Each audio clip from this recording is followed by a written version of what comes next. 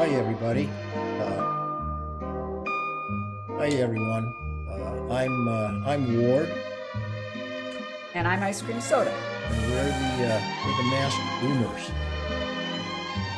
We're here to give folks from another generation, the boomers, a chance to ask us questions about anything that might help us understand the gap that exists a little better. Because we've grown up watching TV and traditional kinds of medium. And you guys are obviously the internet crowd and far more than just the internet. Because so much instantly, and that's a different world. So we're willing to answer questions if we can, and if we can't, we'll tell you we can.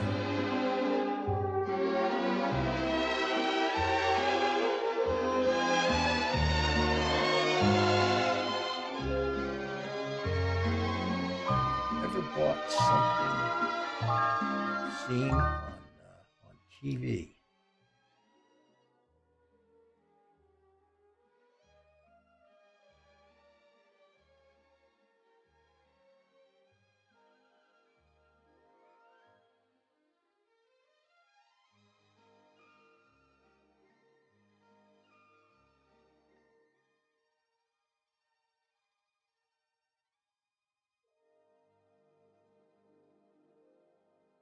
Hi everybody. I'm Ward, And I'm Ice Cream Soda. and we are the Masked Boomers, and we're here to answer any questions you might have, if we can, recognizing that the way we grew up and with TV being the primary way we got our information and newspapers, and but certainly not the internet like you all have. And so we just thought it might be help you understand our generation a little bit better, and us even understand you guys a bit better if you had a chance to ask some questions. And so that's why we're here. And if we can answer them, we will. And if we're not sure or we can't answer it, why we'll tell you that too. Have you ever bought something from the as seen on TV store? If so, what? Hmm. I honestly can't think of anything from the TV store. You mean like is that like home shopping stuff, or is that like Oh, hey, those, 1999, yeah, you that can kind of get thing. this magic mirror, and if you act right now, we'll give you another one. Uh, I think I bought I think I once got a flashlight or something like that sometime back, but no serious purchase, No. or no no really faddish thing that I can remember.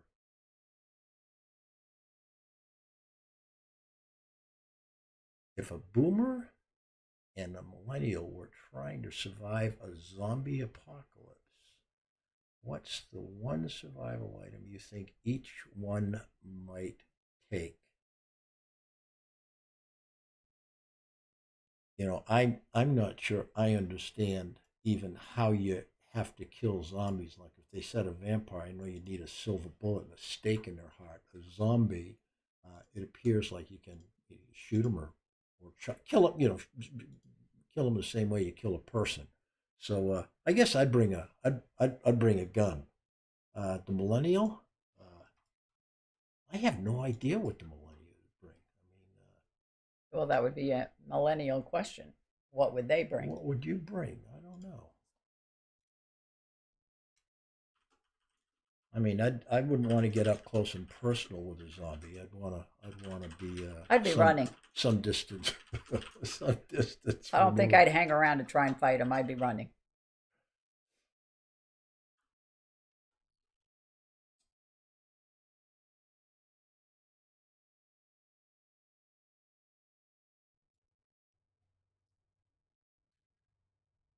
You sell. sell my country soul to the slur, meaning Chinese people. Is that question mean the belief is that boomers have sold the United States soul to the Chinese? No Assuming comment on that one for me. no comment. I don't have. I don't, selling the soul is is a is a strong statement. Having experienced business in that part of the world, do I think that the United States and business people of all kinds, big and small,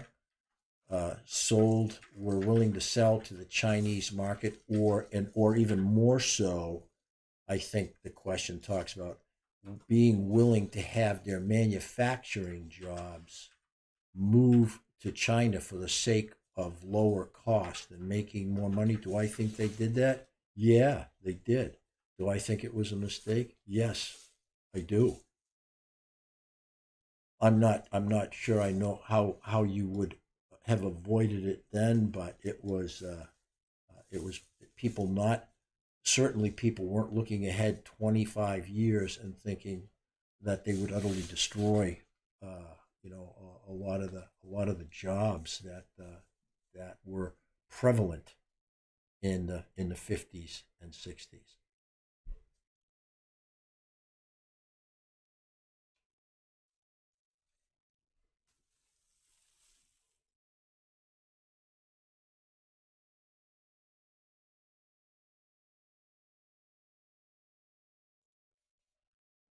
Oh, well, I'm in the mindset now of I flip whatever I'm looking at over to see where it was made, and I definitely avoid or realize I don't need something that badly if it's made in China that I put it back on the shelf. Remember when we made our Christmas tree Oh syrup? gosh. Why don't you tell that story? Well, that was a bad tree to begin with. Well, that's beside The the point. quality of the That tree. was, yeah. But we Okay. had asked previously to purchasing an artificial tree where it was made, and they basically said, "Oh, it was a U.S. made," and when we got it, the box was clearly marked "Made in China." Well, I even called the company and asked the question. So even though we had somewhat unboxed it, we boxed it back up and paid the fee to return it uh, back to the place where we bought it. No Christmas tree. No Christmas tree. Went without it. Still don't have one. That's all right.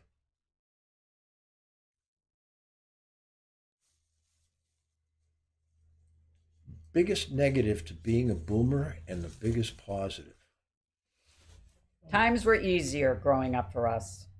Uh, and maybe that's because everything wasn't instant.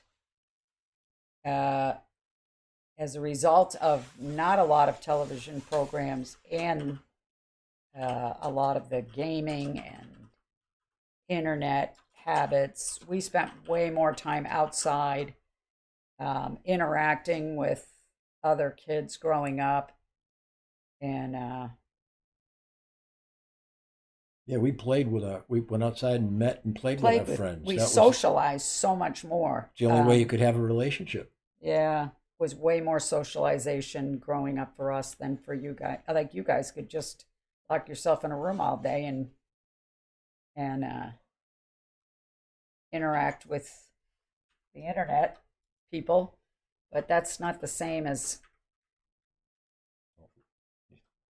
Well, that's the biggest. So, what's the question was biggest positive, negative. So, the biggest positive was being able to have. We spent a lot more And time on easier. relationships, Yeah, and it more was easier. social. What about the biggest negative? It was there was the biggest negative is there's a fair amount of accountability. You did something wrong.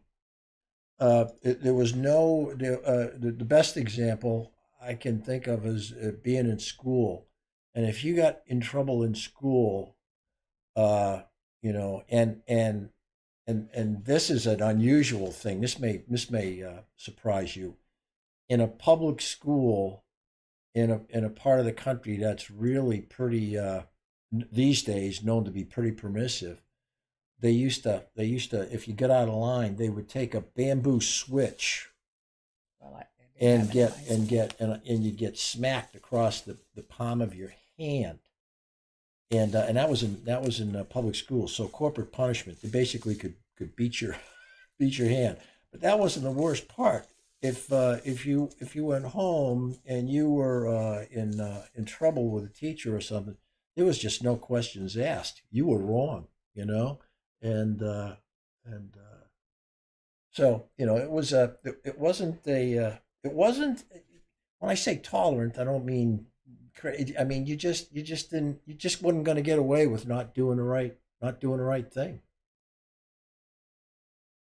Yeah. And Mike, you'd get spanked would be the word people would use, but yeah, you'd get whacked once in a while, You get even double whammied. even at home, a double whammy. I don't know if that helps. Want to know how I got these scars?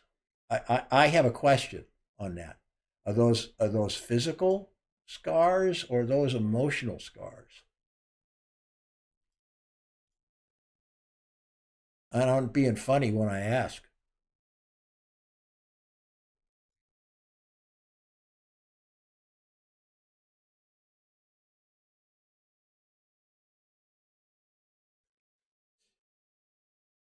And I do, I, I got a couple of scars from growing up as a kid that of both types, and it might have been a bit. It wasn't a time when you would get coddled. There was no.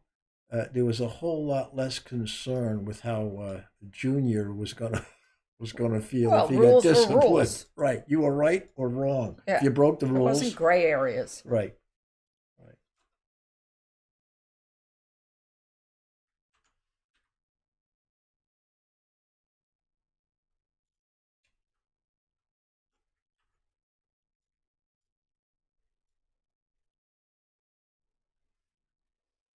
What was the History Channel like before they believed in ancient aliens? Do they believe in ancient aliens? Well, I mean, that honestly, that is, I've seen it. That I haven't watched the program, but I've seen it. That's a big part of, the History Channel tries to pitch that alien civilizations visited the planet, like that's where we came from, or there's been aliens, ancient civilization have been here. I mean, the History Channel is I don't even know when it started. I mean, it's relatively new. I mean, there was no such thing as a History Channel when we're growing up. I mean, but so I don't. What was it like? I mean, there were programs that would talk about history, but there was nothing dedicated to it, and certainly nothing that ever aliens and stuff like that. That was you just never hear. That's just a. I just view that stuff as kind of hype and something somebody invented just so that they get somebody to watch the History Channel because they were uninterested in history. So they tried to make a history out of nothing. Although when you see some of the things, like when they talk about the old cultures, like Mayan cultures or true ancient cultures, Egyptian, that's pretty interesting stuff, but not the ancient alien stuff. Not that.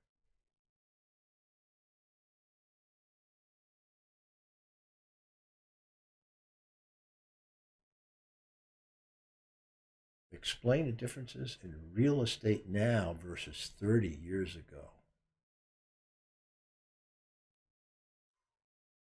That's interesting.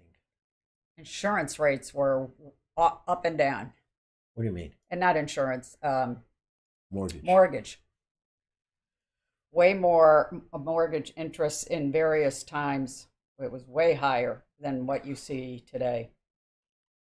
Oh yeah, I mean, you get mortgage rates now that are what, 2% or something like that, or 3%.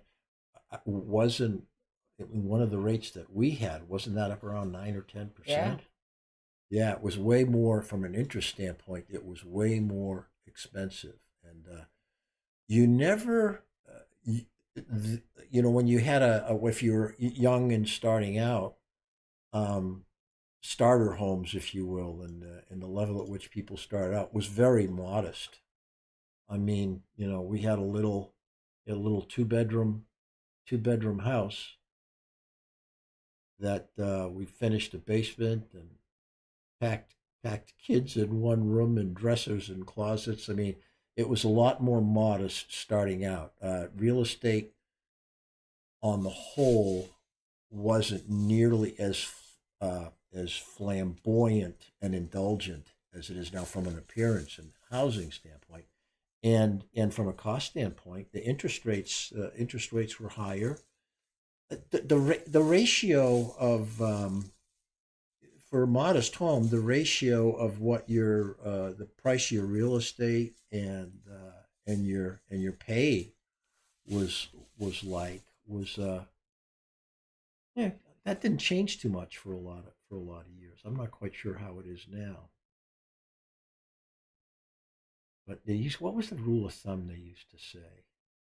Like A third of your income, I like a think. third of 30% or 35% of your income or your take home pay should go to your mortgage and your interest and stuff. And I don't think anybody lives by any of those rules anymore. It's like, you know, as my brother-in-law used to say, a dollar down and it chases on.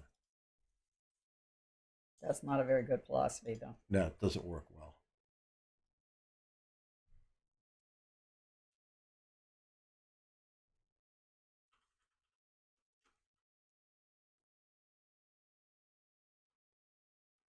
Oh, Everybody's goal was to be in a home too.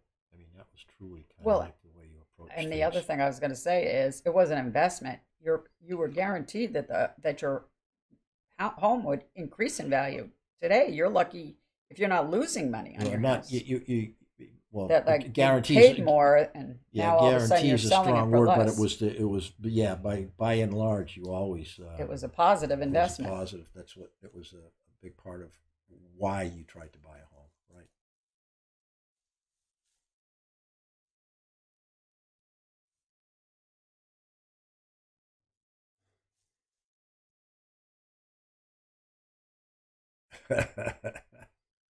I'm a very happy guy. Are you gay? It says, why you gay?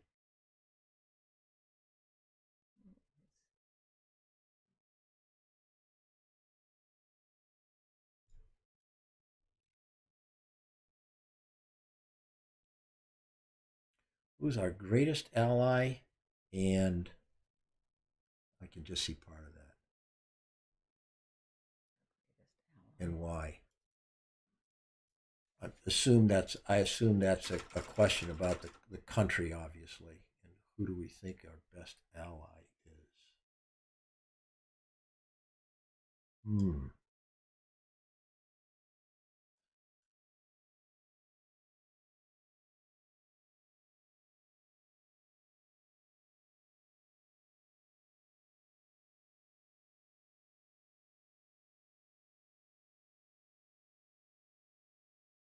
Um, who's our greatest ally and why?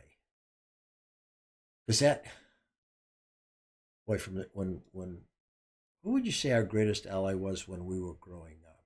It was always like England, England, right? yeah, the UK. The UK, always the greatest. They were always the greatest ally. We were pretty much in agreement. Yeah, and and even and I mean ally, even Canada. I mean, it's just because we shared the border, we almost shared culture. So, but the UK from a country standpoint Well, was you probably can't. the biggest ally. And who And then and why? Because I mean, I suppose it's because we stemmed from them, and there's a common set of values and principles and stuff that served as a basis for the relationship.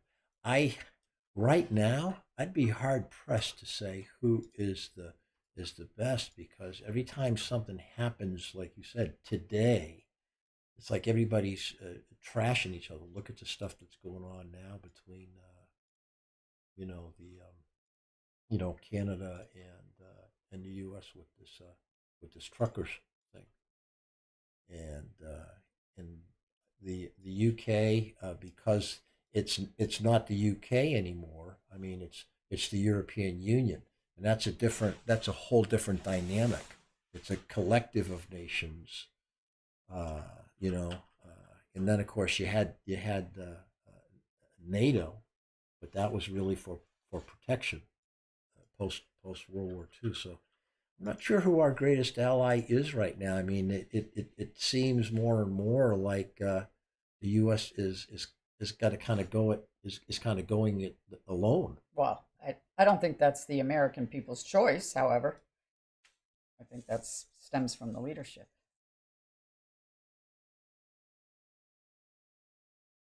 So anyway, yeah, I mean it's a whole different environment, and I think there's been obviously I guess taking the counter thing is, presuming a question, say, all right, who's our greatest ally, and if you who's perhaps our greatest threat, and because you certainly get some differing views. I think the question, I would say the person who asked the question said, did we sell our souls to China? I mean, I think China owns most of our debt. I think that their economic positioning, their geopolitical positioning makes them uh, perhaps the most formidable power out there that we're ultimately going to have to contend with. And when I say that, I don't mean necessarily going to war, but I mean it's a battle for who's gonna run the world economically, is what it seems like. And those guys, they own our debt. They have they have relationships here that are reach into all kinds of places. And so, I think that's a concern. I think far more so than everybody screaming about Russia and Russia. I just don't see them being ultimately the biggest concern. So I just answering the opposite question, because to ask one is probably to wonder about the other.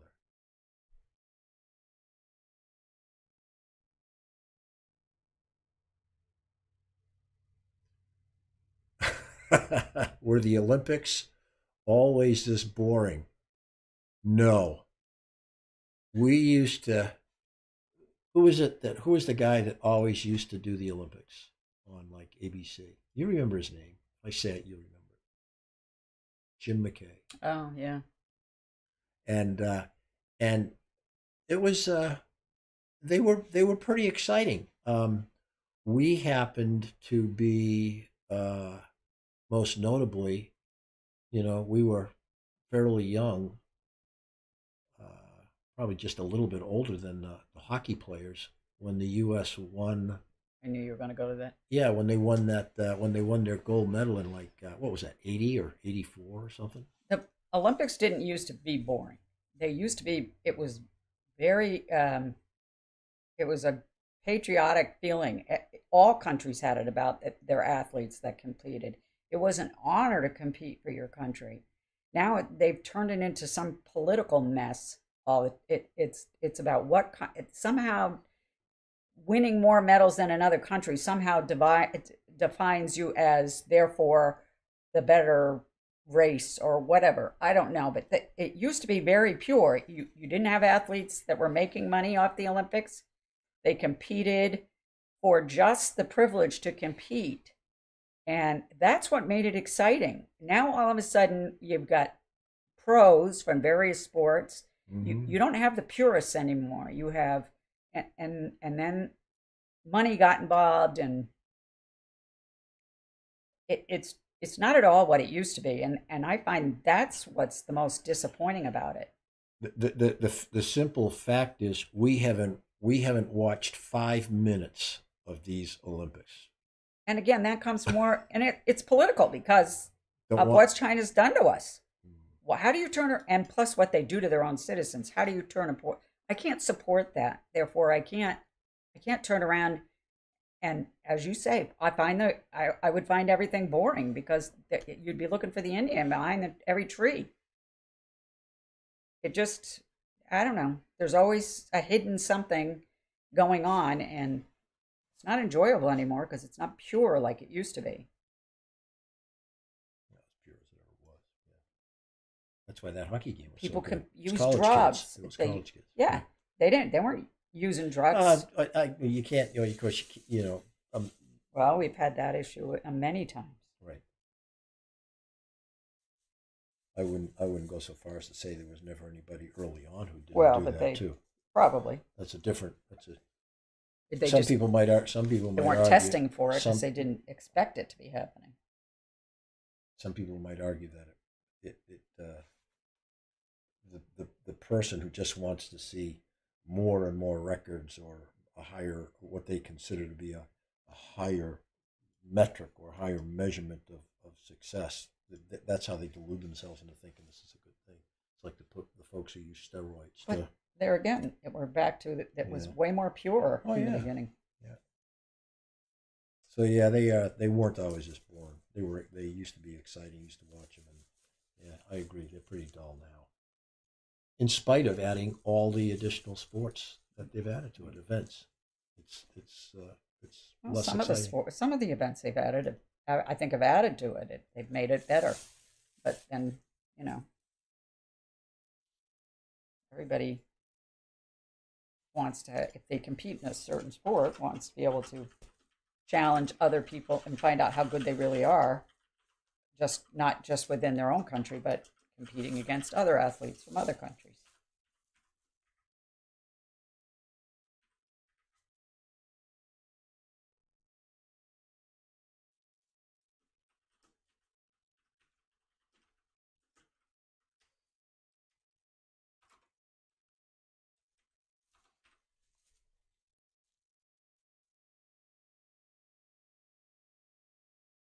What are your favorite sports in the Olympics and in general?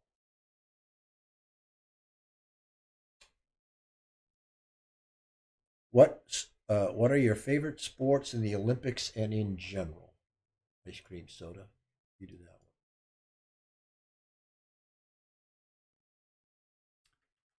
Generally, I'm interested in a lot of it, and I love the sports that you don't regularly see. Like sometimes the ones that Name one.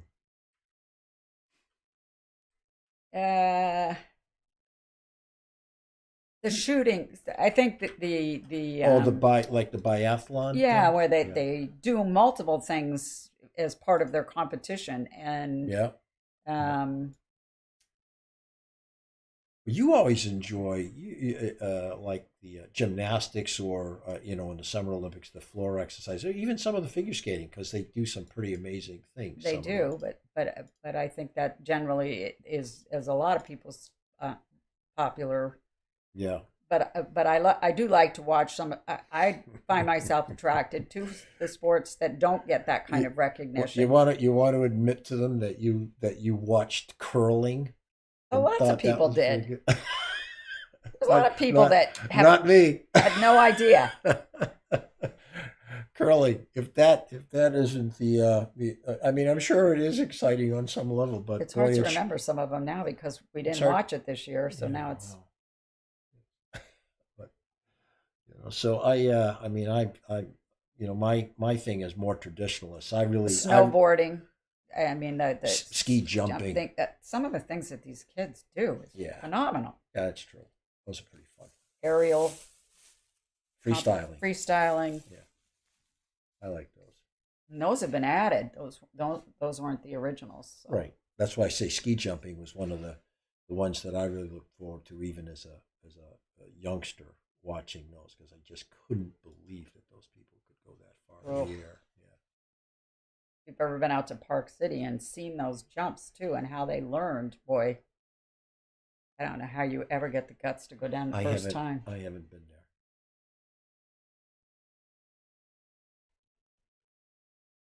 So I don't.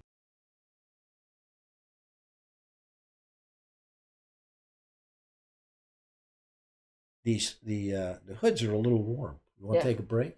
yeah. We're going to take a break, folks, for about 10 minutes, and then we'll be back with you.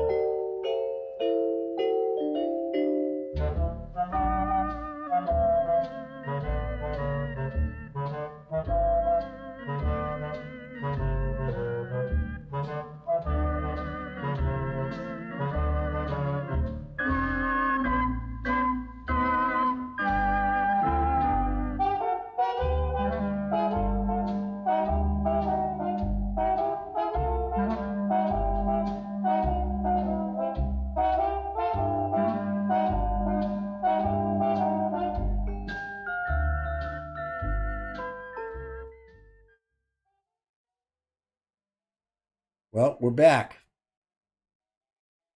How'd the dog do? Dog okay? Ice cream soda? Yep. Good. Sorry, we were a little bit longer than 10 minutes on our break, but we're. Old. Yeah, we are. The mask thing's a great idea. Nothing happens Okay, fast anymore. electric cars versus cars with loud engines. Ooh. My thoughts. I'll let you go first. Nah, I'm not a big fan of electric cars. Why? I don't know. Just I'm used to the. I mean, give me a standard for crying out loud, and I'd be Well, happy. that's old school. You mean a 4-speed? Yeah, Yeah. I mean, I'm a. I'll take a little noise. I don't mind a little noise Oh, in a car. I mean, how can I mean? I got my license. We got our licenses in the '60s. How can you not want like a 396 Chevelle, you know, and a zillion horsepower that Oh, gets that's man. that gets 6 miles to the gallon, you know? And I would I'd love one of those even now. I mean the electric thing. I mean I guess on the one hand I can.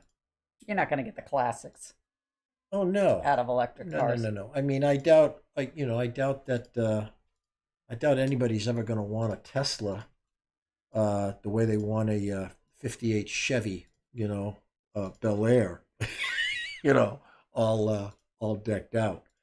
But just I don't know, as simple. Sometimes it's just the practical. I mean, the people that we know that have electric cars, the things only go like 250 or 300 miles. That's not an awful long thing. And then you got to sit and and recharge it, assuming you can find a place that's convenient for you.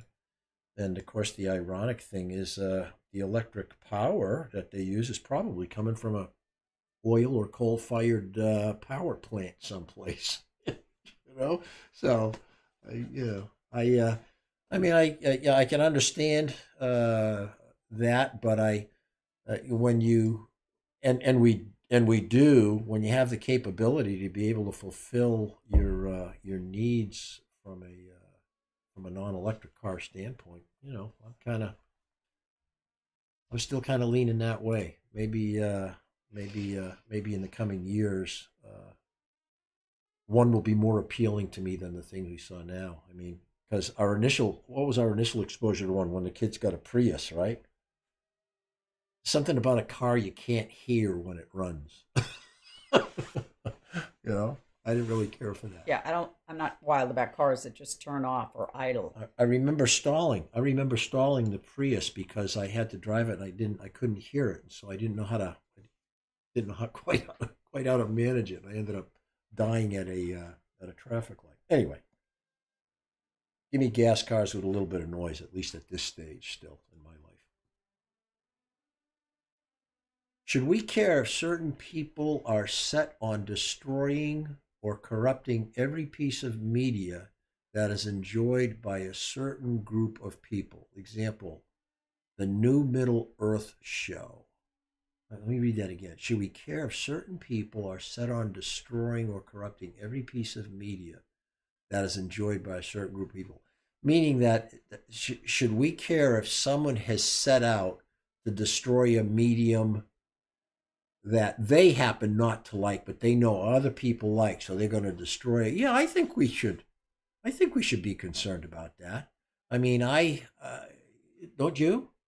I mean, it's if someone for instance, if someone is setting out to destroy the medium of, and probably the best example is like movies and stuff. I mean, the variety, the quality of stuff that we grew up watching and things. Now people are, I just don't see it the same way. If somebody's got I won't say just website, but if there's a site that, what's that? I'm not familiar with what the New Middle Earth show is. Nor am I. That's why I'm answering the first part of the question. So yeah, I mean, when I hear things like Middle Earth, I'm back with Tolkien and The Hobbit in Middle Earth, and so I'm I'm back not at quite Journey to the Center of the Earth. well, but I'm not quite sure how to relate the Middle Earth show to that, or the question on media. But I think that whenever some group sets out to destroy how other people are communicating, that goes right at like free speech and stuff like that. I mean, if you're, whether you're destroy, you if you're trying to intentionally eliminate someone's ability to tell their story or give their thoughts on what they think about things, I mean, That's that's oppression. That's killing free speech. I mean, or freedom of choice or freedom about of things. choice. I mean, yeah. I mean, that's that be yeah. Nobody, no group should. I think we should care about that. People shouldn't have the right to do that. Let's put it this way: they don't have the right to do that. Not should. I mean, that doesn't mean they don't exercise the power if they have it and make it difficult for people. But you got to fight back.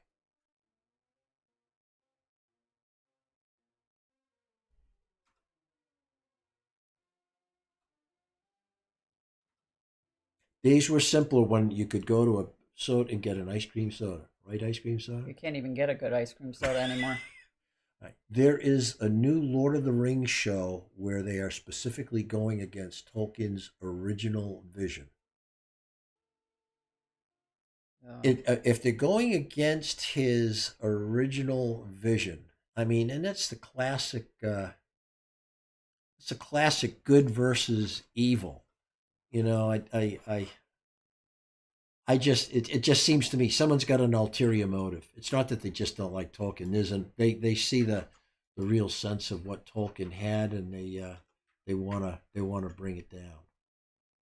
Or they don't understand it, and they've just decided to They don't like it. to give it a new meaning. It's possible, but he says they're intentionally, trying to go against his Original. original vision. I'd almost have to understand to what end they're doing it. I mean, is it just I mean, there's sometimes people just take an opposing view, or just take an opposing view, or is there's some larger motive to prove something? I don't know. I love those books. What was up with those Kennedys? Seems weird. Camelot, right? That's what it was called in the 60s. Well, there were a lot of Kennedys. Are you? Oh, You'd have to. There. well, Well, who do you think they're talking about? I don't know. Seems weird that. Well, I can come at it from a different angle. Seems weird. I mean, all of them. I mean, you're talking about. I think they're probably talking about John and Teddy and Robert, the whole family. I mean, you've read a lot. Were a particular fan of Rose's because of you read a lot of stuff with her, and because of Joseph, the father, and Uh, the type of person he was. Not exactly.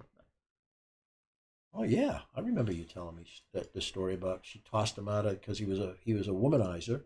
She tossed him. So that's it. Well, she Done. was a strong, Well, a that's what I strong mean. woman So to be that's married that's to the a man Kennedys. like that. That's the Kennedys. I'm just saying. So that's what they're asking. I mean, Well, I don't know. what do I think about the Kennedys? One of the everyone talks about having days when they remember where they were when something happened, and you hear some people a little bit younger than us, they talk about, oh, I remember where I was when John Lennon was shot and all that stuff. I don't.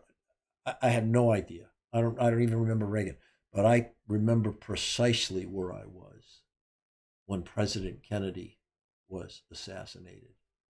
I give my age away with this one. I was sitting in an eighth grade French class, and I remember people yelling in the school saying, Mr. Kennedy's been shot.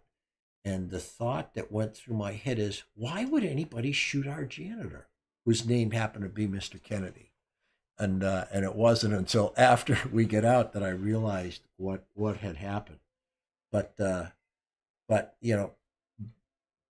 but the Kennedys, but John Kennedy, President Kennedy, I mean, that probably represents as much as anything the difference in the times. Remember, he would be considered today quite conservative. Well, again, how much do we really know? Because the media controlled the narrative, just like it does Talking today. about what are you talking about? The assassination? No, about the Kennedy family. There's a lot of stuff we don't know about what went on behind the scenes. That's true. We talked about this because we've realized we've been We've been been getting duped with a lot we've of been getting stuff. smoked for about 50 years, and so so it causes us to go back and rethink Yeah. everything we've known. Now you second guess everything you hear. Yeah, that's true. Yeah, forget the youngsters not trusting. And We're they- very untrusting now. We don't trust. I They- don't trust media. The private lives of your first families and their families Oh, was yeah. not public Yeah, like it is off, today. Yeah, it was all. It was off all limits. off limits. It was off limits. That's true. They did not talk about it. That's true. Not true anymore. Now they search for it and hope to find Nothing's private it. for very long. Eventually Okay. it comes out. What were the 80s like as an adult? We really only see movies and shows about kids or teenagers during the time. That's a good question. 80s as an adult. Think of where we were. We were in our 30s. You were working and I was raising children. Yeah, but we were in our 30s. That was I was raising children. Yeah, you were raising children for a long time. But all of the 80s. Yeah, pretty much. Pretty much all of the 80s. Life in the 80s, it probably was Very Huh? family oriented. well, yeah, in many ways it was the most solid and stable portion of at least for us, because of that state we were in. And the 80s was pretty solid. There wasn't a huge amount. Well, notwithstanding the thing with the Carter presidency and the Iranian hostage crisis and stuff, but that's like the only thing I can remember when there was an upset. But other than that, the 80s were a pretty good decade. They weren't as much fun as the 60s or the 70s because they were still a bit more serious than those were. But for us, I mean, it was the real maturing of the family. And yeah, but you also have, because you're wrapped up in your all I did was work. Yeah, you were working and I was home. But I forgot what I was going to say. I had something on the tip of my tongue there for a minute. You didn't have as I would have to say at that time, I was not into worldly events, and it didn't impact my immediate life at that time. So to say that we were as politically connected as people are today, I wouldn't say that I was at that time. No, because that's a great point, because if you wanted to get information, you really had to go out there and dig it out. I mean, because again, yeah, you could turn the TV on, but that wasn't really going to get you a lot of information, as we've talked about.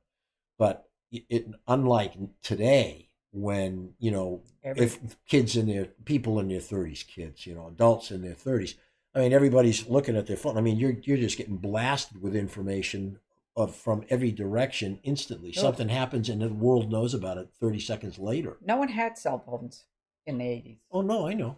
The average, I mean, No there one might did. have been a few out there. No, they weren't. The They were average person did not have. No, those weren't, because those weren't around till the 90s, and they looked like walkie-talkies Yeah, when they first were came out. They're about inconvenient to eight even pounds. have. They were hysterical. You did. They looked like big walkie-talkies. Right. Remember the bag phone? Yes. Yep. Anyway, so life in the 80s was pretty was pretty amenable. It was pretty stable, and there wasn't as much conflict. The country was everybody seemed Well, to be on the Vietnam same War was page. still going on. No, it's gone. That was long gone. That ended in the 70s. That ended like 72, 73. It was over. Yeah. I remember that because I was in the first I was in the first lottery for the draft for the Vietnam War, and you had to register when you were 18. That was 68, and the war ended, I think, in 73 or 74, maybe a little bit later than that. Anyway, what were the 80s like? What's one value and ability you think your generation has that younger generations don't?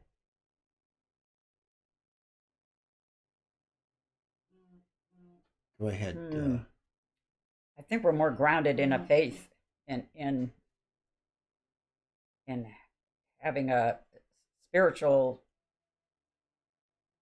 foundation. I think that's true.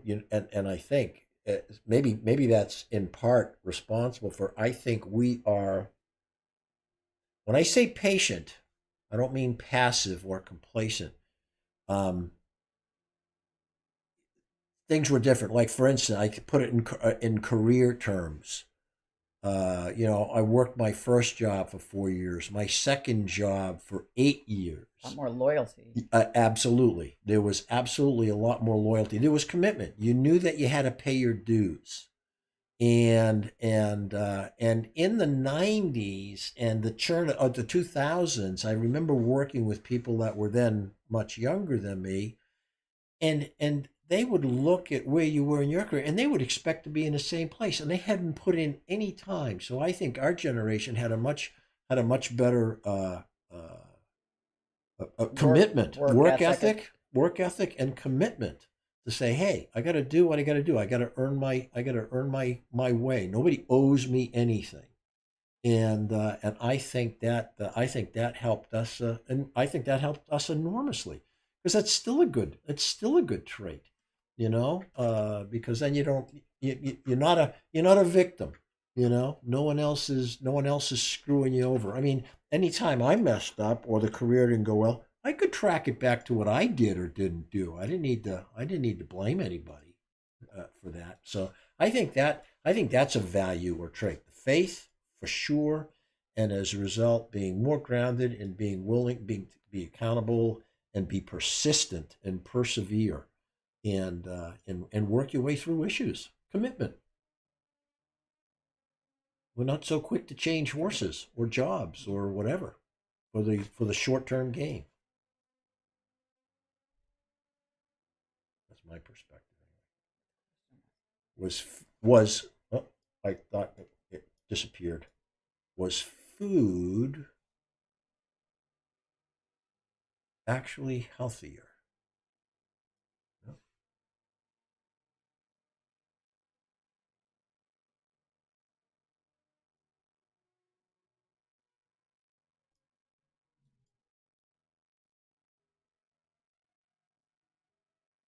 What's one value ability you think your generation has that the younger generations Yeah, don't? I guess we answered the You okay with that? question.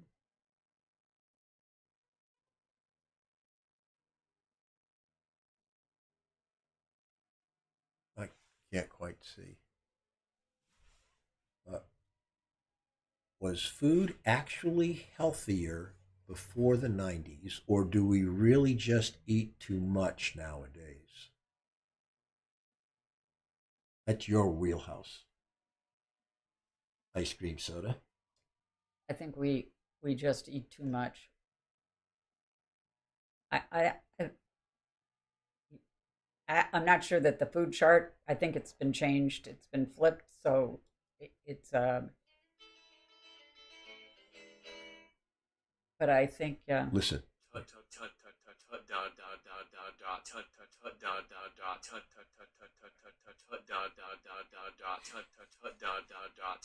Someone's just doing that to us.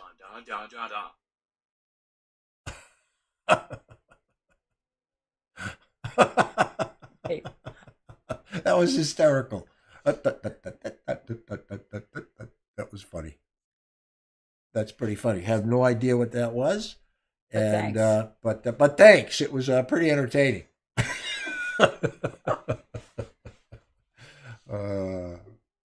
It's anyway, oh yeah, food.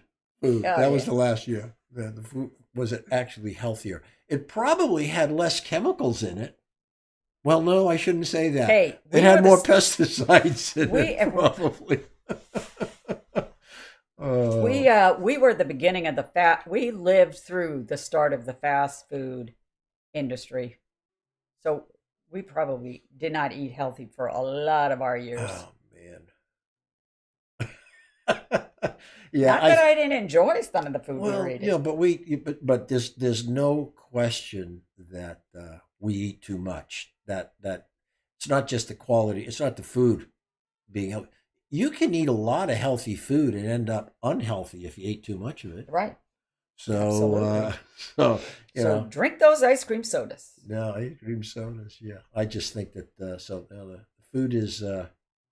There's a lot of good options today, but I just there's a lot of stuff that's just things like artificial meat or things like that. I mean, at the end of the day, that's just chemicals, man. That's just somebody, that's some dude with a chemistry set making your food. I'm just not. I just can't abide by that. So anyway, but don't eat as much. That makes a big difference.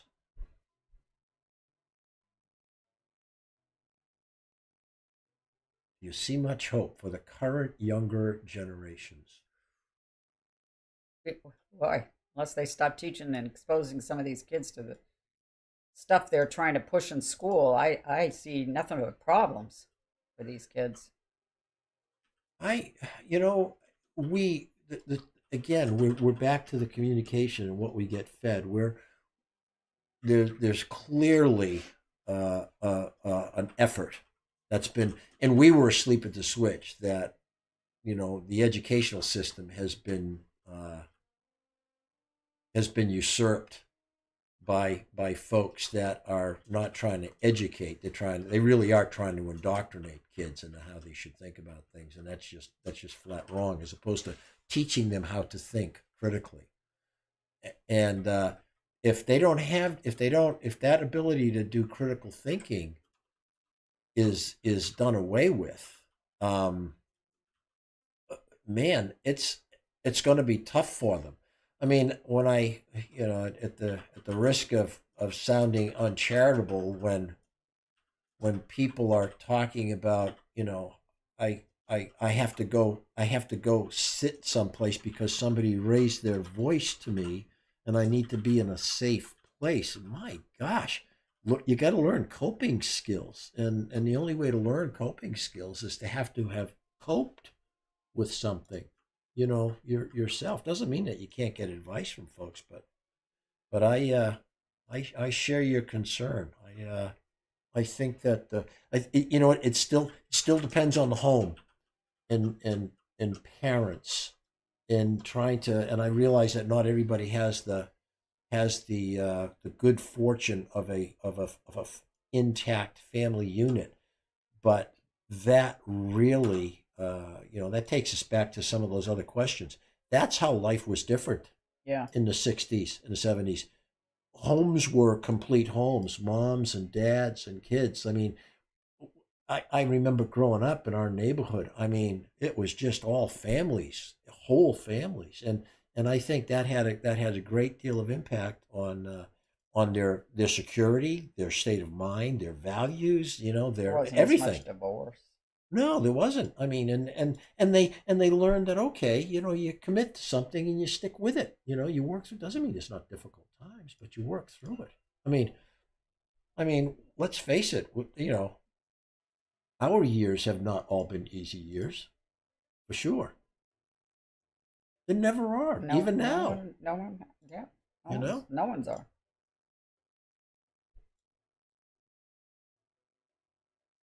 but you have to commit. You have to persevere. You gotta want to do it. Well, I thank you so much for putting up with this. This is our first effort. We're excited about it. Thank you for those who donated, and we hope that the show really does kind of continue to broaden, maybe talk about some more pressing issues, the stuff that's current, because our perspective, as you probably know, is probably somewhat different from folks who have have just grown up over the past couple 2.5 decades, and we're excited, and so we'll look forward to seeing you folks. I guess next time, Thursday as well at 4 p.m. Eastern Standard Time, and and we look forward to your questions, and again trying to give you the benefit of our perspective, because by your questions, there's some real reasons to be encouraged about the you younger folks, because those are good questions that show you're concerned as well, and that's heartwarming. Thank you so much. Thank See you. you next time. Yep.